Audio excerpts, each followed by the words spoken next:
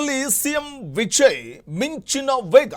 ಮೇಲಿಂದ ಮೇಲೆ ಸಿಎಂ ವಿಜಯ್ ಜನಪರ ನಿರ್ಧಾರಗಳನ್ನು ತೆಗೆದುಕೊಳ್ತಾ ಇದ್ದಾರೆ. ಬಹಳ ಮಹತ್ವದ ನಿರ್ಧಾರವನ್ನ ಈಗ ತೆಗೆದುಕೊಳ್ತಾ ಇದ್ದಾರೆ. ಏನಪ್ಪಾ ಅಂದ್ರೆ ಖಾಸಗಿ ಶಾಲೆಗಳ ಫೀಸ್ ಲೂಟಿಗೆ ಸಿಎಂ ವಿಜಯ್ ಬ್ರೇಕ್ ಹಾಕ್ತಾ ಇದ್ದಾರೆ.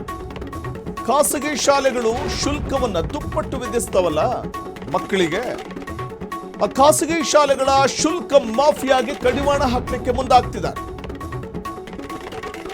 ತಮಿಳುನಾಡಲ್ಲಿ ಸಿಎಂ ವಿಜಯ್ ಮಿಂಚಿನ ವೇಗದಲ್ಲಿ ಆಡಳಿತ ಯಂತ್ರಕ್ಕೆ ಚುರುಕನ್ನ ಮುಟ್ಟಿಸ್ತಾ ಇದ್ದಾರೆ. ಶಿಕ್ಷಣ ಕ್ಷೇತ್ರದಲ್ಲಿನ ಶುಲ್ಕ ಮಾಫಿಯಾ, ಖಾಸಗಿ ಶಿಕ್ಷಣ ಕ್ಷೇತ್ರದಲ್ಲಿನ ಶುಲ್ಕ ಮಾಫಿಯಾಗೆ ಬ್ರೇಕ್ ಹಾಕೋ ಪ್ರಯತ್ನಕ್ಕೆ ಮುಂದಾಗ್ತಾ ಇದ್ದಾರೆ. ಶಾಲೆಗಳಲ್ಲಿ ಕಂಡಂತೆ ವಸೂಲಿ ದಂಧೆಯನ್ನ ಮಾಡಬಾರದು. ಶಾಲೆಗಳಲ್ಲಿ ಅಧಿಕೃತ ಶುಲ್ಕ ಪಟ್ಟಿ ಪ್ರದರ್ಶನ ಕಡ್ಡಾಯವಾಗಿ ಇರಬೇಕು. ಸೂಚನಾ ಫಲಕಗಳಲ್ಲಿ ಇರಬೇಕು. ಶುಲ್ಕದ ವಿವರಗಳು ಅದು ಕಂಪಲ್ಸರಿ ಇರಬೇಕು. ಪೋಷಕರಿಗೆ ಮನಬಂದಂತೆ ಶುಲ್ಕ ವಸೂಲಿ ಮಾಡುವಂತಿಲ್ಲ. ಪೋಷಕರಿಂದ ಮನಬಂದಂತೆ ಶುಲ್ಕ ವಸೂಲಿ ಮಾಡಂಗಿಲ್ಲ. ನಿಯಮ ಮೀರಿದ್ರೆ ಶಾಲಾ ಆಡಳಿತ ಮಂಡಳಿ ವಿರುದ್ಧ ಕ್ರಮ ತೆಗೆದುಕೊಳ್ತೇವೆ.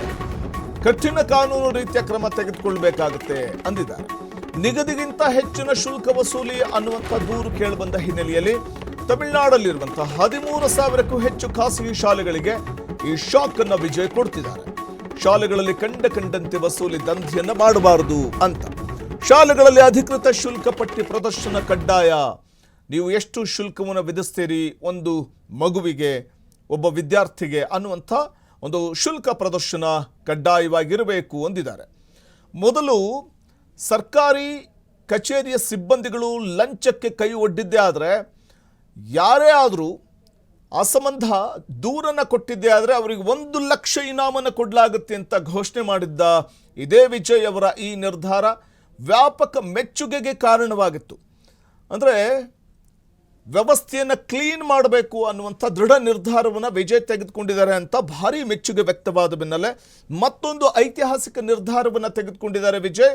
ಅದು ಖಾಸಗಿ ಶಾಲೆಗಳಲ್ಲಿ ಮನಬಂದಂತೆ ಶುಲ್ಕವನ್ನು ವಸೂಲಿ ಮಾಡುವಂತಿಲ್ಲ ಅನ್ನುವಂಥ ಒಂದು ಸ್ಪಷ್ಟವಾದ, ನಿಯಮ ಮೀರಿದರೆ ಶಾಲಾ ಆಡಳಿತ ಮಂಡಳಿ ವಿರುದ್ಧ ಕ್ರಮವನ್ನು ತೆಗೆದುಕೊಳ್ತೀವಿ ಅನ್ನುವಂಥ ಸ್ಪಷ್ಟವಾದಂಥ ನಿರ್ದೇಶನವನ್ನು ಇದೀಗ ವಿಜಯ್ ಕೊಟ್ಟಿದ್ದಾರೆ.